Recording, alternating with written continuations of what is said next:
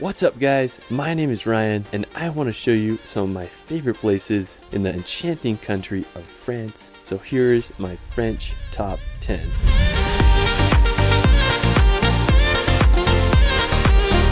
France is known all around the world for its endless history and jaw-dropping scenery, from the towering French Alps to the Mediterranean coast of the French Riviera. France has so much to offer. Let's start this video off at the picturesque city of Annecy. Now Annecy is located at the foot of the Alps. It's famous for its medieval old town and it's been nicknamed the Venice of the Alps thanks to its canals. Now the city is just absolutely magical, but what I love about the region is Lake Annecy.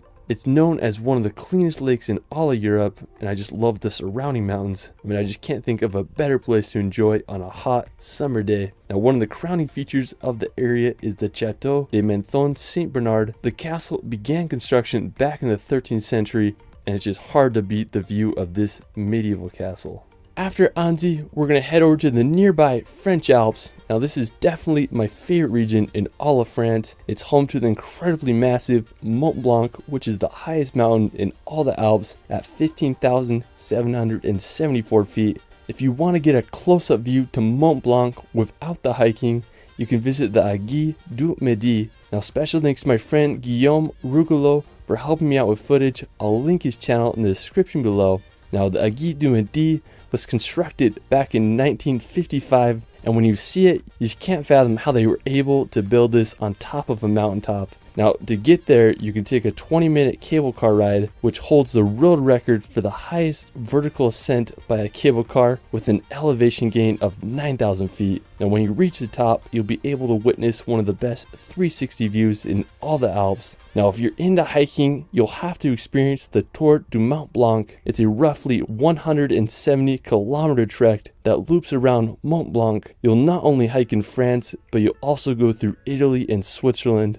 If you hike at a decent pace, you can expect to complete the loop in about 10 days. If I can travel to France this summer, I definitely want to attempt the Tour du Mont Blanc. I mean, literally just looks like pure paradise out there. After the Alps, we're going to head over to the Alsace region. Now located in eastern France, bordering Germany and Switzerland, the Alsace region is famous for its fairy tale cities, wine country, and rich history. Over the centuries, the region has alternated between French and German control, and today it represents a mix of those cultures. The capital of Alsace is Strasbourg. It's home to the formal seat of the European Parliament. Another enchanting city in the region is Colmar. Colmar looks like something straight out of a Disney movie. The city's old town is lined with timber, medieval buildings. I love the canal that runs throughout the city. It just adds to the magic of the place. If you want to escape the cities, you can experience the Alsace wine route. It's a 170-kilometer long route that passes through some of France's greatest wine country and picturesque towns. One of my favorites is the quaint village of Réquevier. It's believed to be the village that inspired the town from Beauty and the Beast. Even if you don't drink wine like me,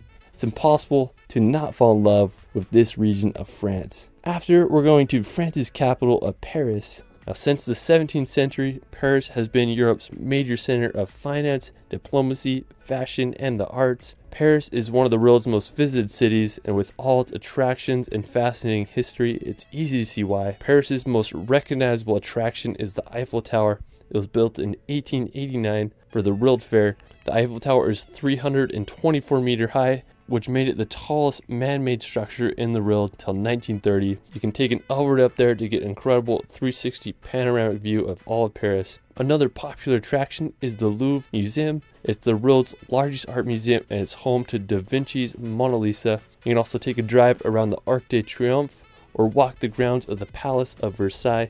And there's just so much to see in this grand city. If you want a road trip outside the capital, you can head to France's northern coast, visit the coastal town of Étretat. Located about 3 hours outside of Paris, Étretat is famous for its white cliffs and rock formations. One of the most well-known is the Falaise d'Aval Arch. It has such a unique shape. I guess you could say they are the French cousins of Old Hairy Rocks. While we're still on the coast, we're going to visit the magical island of Mont Saint-Michel. Now Now located 1 kilometer off the coast of France, Mont Saint-Michel is one of the most magical destinations in all of Europe. The island is full of small shops and homes with a monastery perched on the top of the island's highest point. The construction of the monastery began in the 10th century and was finished in 1523. Due to its strategic position and dangerous changing tides, the island remained protected throughout history. Today, Mont Saint-Michel is one of France's most popular tourist destinations. If you're ever in northern France or Paris, you really need to visit this magical island.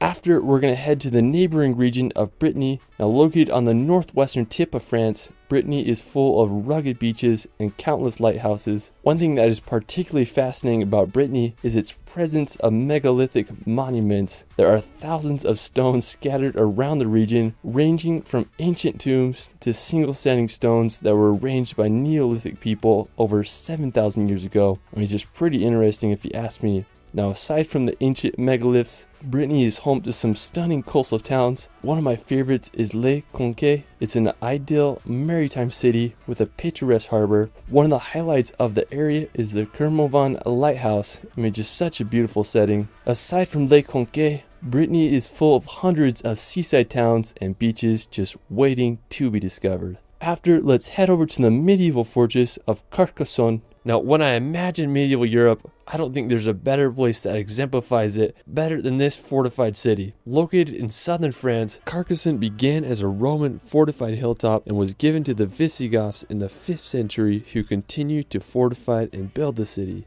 Throughout the centuries, Carcassonne proved to be an impregnable fortress as army after army failed to overtake the protected city. Today, the city consists of 53 towers that are protected by its 2 outer walls. It remains as one of Europe's greatest medieval gems. While we're still on the topic of medieval cities, we're going to head over to Uzes. Now located about 2.5 hours from Carcassonne, Uzes is a small town with quite the medieval charm. What I love about Uzes is the Duke's Castle. It has such a unique look to it. The main tower with its 4 mini spire gives off medieval vibes. Now while you're in Uzes, you can make the short 15-minute drive to the ancient Roman aqueduct Pont du Gard. It's over 2,000 years old and carried water over 50 kilometers to a Roman colony. It's the highest of all Roman aqueducts and it's one of the most well preserved. Another nearby place to visit is Avignon. It's a stunning French medieval city full of intriguing architecture and history. After, we're going to head down to southern France to the French Riviera. Now located on the southeast corner of France, I have to say that the French Riviera is home to some of the world's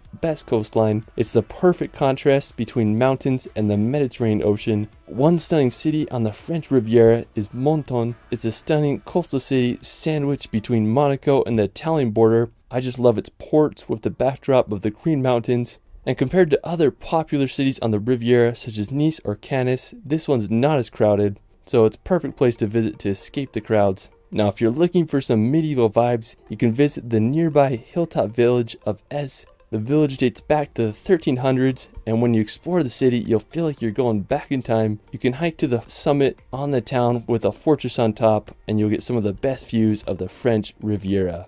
Well, that is it for my France top 10. I mean, there's just so many beautiful places that I couldn't cover in this video, so I'll have to do a part 2. Let me know where your favorite place is in France in the comments below. I also started a relaxation channel where I post hour-long films with calm music to bring some peace and nature in your life. I did one on France I think you'll enjoy. You can find me on TikTok and Instagram at shirley.films. It's Ryan, and we will see you later.